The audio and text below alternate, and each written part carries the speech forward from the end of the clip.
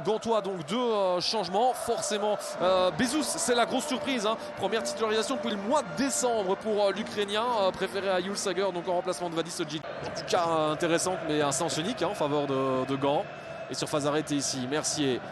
Ça ne donne rien, c'est repoussé tout de suite par Anke Olsen. On tente de remettre tout de suite devant, côté Louvanis. Oh, et c'est peut-être repassé. C'est peut-être repassé, c'est surtout Rouf qui doit intervenir.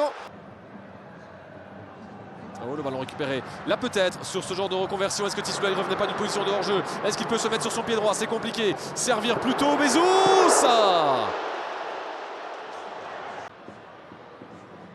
Skatchar qui ne se laisse pas avoir le mouvement de l'international marocain.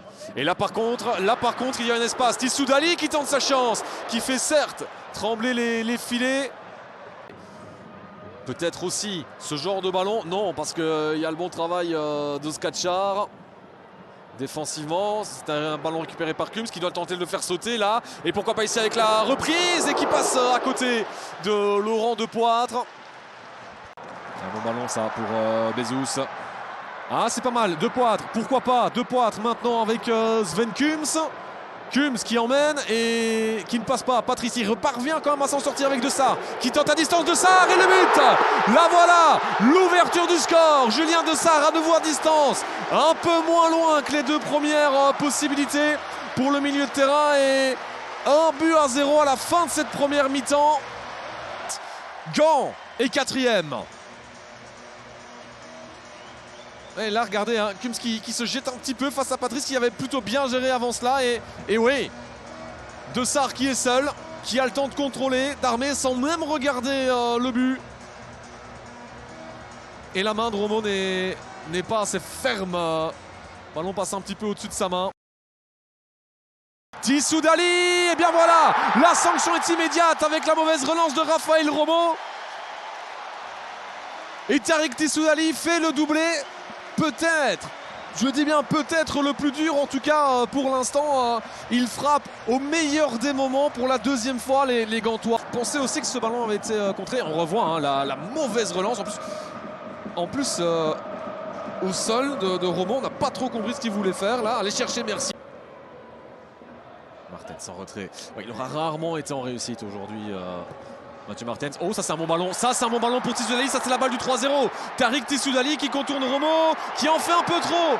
Ah, il en fait beaucoup trop même, là sur ce coup-là, Tariq Tissoudali, il a voulu trop bien faire.